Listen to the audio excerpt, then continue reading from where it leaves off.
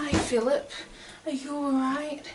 Don't worry too much about the future or anything. I'm sure it'll be okay. Yes, let's hope so. Phil, are you sure that you're okay? You didn't sprain your wrist or anything, did you? I'm fine. Your hand's all red. Are you bleeding?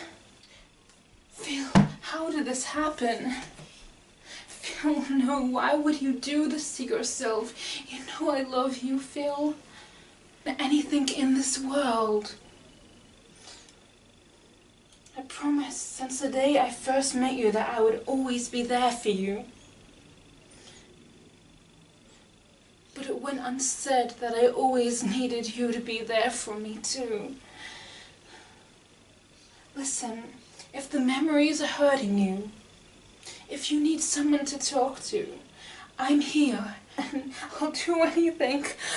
Please, please, you can't die, okay?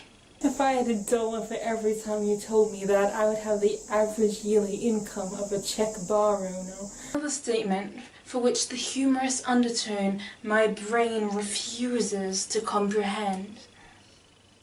My dreams of becoming a comedian have been crushed forever. Basically, people treat ethanol like it's dihydrogen oxide.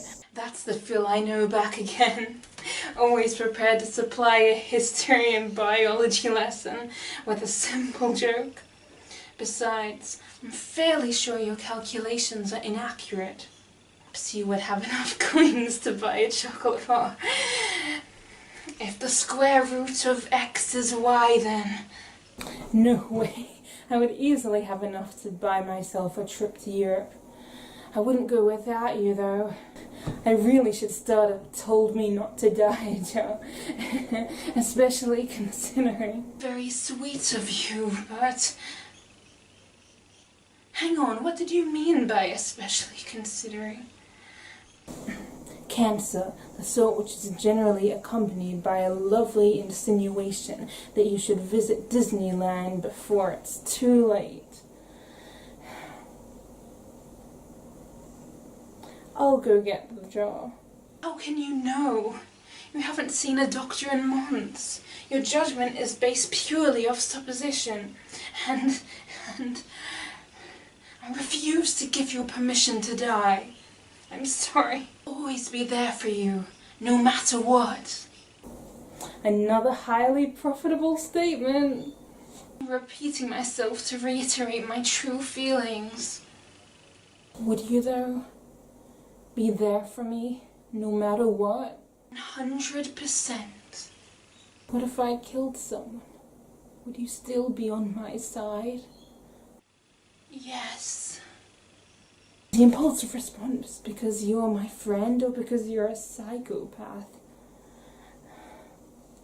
First one. But seriously, Phil. I trust you would never initiate a homicide. Your motives are always so pure. And well, Cordelia, genocide, I'll take that. You wouldn't hurt, well, I have seen you kill flies and mosquitoes, but other than that... It's just that I have these visions. My heart thumping in primal desperation, lurking in the shadows, blood-stained weapons in my hand. Hours of memories eliminated. I want to believe I was set up, but I can't help but be afraid of the person I will become. Phil, we've got to focus on the present. If the present stays in decent shape, the future will be fine. It's not just me. It's Cordelia. I re-emerge after years of being frozen, completely disoriented. When I said farewell to the world, it was a relatively normal place. I awake, only to be trapped in a bunker for the next few months. I can't see the outside world. She's nervous, scared of our reaction to the unavoidable revelation as to the true state of the outside world. She's the only one who leaves each day. Then she makes a deal with me. She will take me outside if I work for her, become her personal assistant. Claustrophobia has rendered me weak. I agree to do anything for her. After all, the Cordelia I knew was the slightly perfectionist sister of my best friend. And, from my point of view, relatively harmless. There was no way I could imagine her as the person she had become. Alright, let's play a card game. Do we really need a deck Who would each? put her life in my Yes. hands and my Now, friend's shuffle life as much in or hers. as little as you like. Okie dokie then. Now, without looking at the cards, select one at random. At the count of 3, flip them over. 1, 2, 3.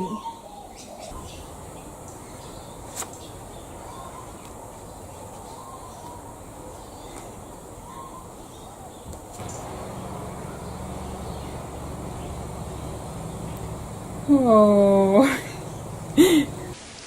Well, that was unexpected and extremely improbable, and proof that this timeline is susceptible to the improbable events which form the current prime timeline. An illustration of how easy it will be for the apocalypse to occur in 20 years at the current rate of improbability. So what happens next? We turn into couches? The Earth is destroyed to make way for an intergalactic superhighway? Because if so, it doesn't really matter about the apocalypse. We're all doomed anyway. Right, alright. I can handle this. Formulate a plan based on my knowledge of ominous future events. Now, the best way of avoiding the end of the world is avoid the use of love potion during flu season. No, it's not about the events, the timing. It's about character, the psyche. If we pursue goodness through our daily actions, we should avoid evil as the dominant outcome. Confucius, The Pursuit of Harmony. Life isn't a BA 1001 lecture, Helena. It can be. It needs to be. Really, I don't think... Plato, his underlying belief encompasses the theory that a perfect government would include a balance of elements that lies within each human: desire, emotion, and reason. But hang on, that's strange. What is? By that argument, on any other day, I would have said Cordelia would have objectively made the perfect leading power. And yet the outcome is the polar opposite to that expected. You mean in order to become the epitome of good, we must first become the epitome of bad? That's totally illogical. Please tell me the universe is not back to front. That's what I'm concerned about. Alright, Dad. I'll take her. Don't you want to spend 2 hours arguing over the fact that this is not my responsibility? No thanks. I have important things to prevent. Well, I appreciate your compliance. If you excuse me, I must return to embezzling of innocent civilians. You know that the CEOs of companies are commonly psychopaths? Well, I'll just commence parentry protocol. It was the edge of a skylight, the growth of a turnip beneath the depths of this humble soul, and a face which can only appear in a dream, which first led me to declare the realm of our existence can no longer be classed as a stable basis of reality. All notions of physics struggle against the immovable, uncontrollable nature of improbability. A young child can rightly establish dominance over matters the adult mind refuses to comprehend. It has become an inability, a weakness, which will stop at nothing to reduce us to slaves of the future. We must control the uncontrollable. From its core, the mechanisms, we must defeat time itself. But first, I'll just have a glass of cold water. It's time to formulate a plan. Fix the future, don't make it bland. None of my friends understand. Fix the future. I sure hope that I can. I can establish the how and why, though in Cordelia's case, she'd probably lie. Rewrite our goals, achieve other pursuits. The problems right in our character roots. This universe seems to be easily molded, but closing the incinerator they come out folded. Biased towards the least possible denominator, I'll prepare myself for all the traitors. For now we cannot help but raise this kid, then things can turn out different to how they did. Maybe this time I'll stand up to my father. I just need to try a little harder. I know I promised Helena I wouldn't hurt myself again, but the future soon to come is far more abundant with pain. For the sake of the others, one of us must go now. We're all to blame, I'll volunteer to take the final bow. All my dreams and all my nightmares will soon commence in real life. If we keep each other in check, we may avoid this strife. Innovation, inhibition, let go of control. It is shame though this time round will probs be rather droll. I have the knowledge, she has the power to make it to the end. But I can feel my mind is breaking. The neurons won't press send. I've barely graduated, but their lives are in my hands. I'm just a genius child. You have got to understand.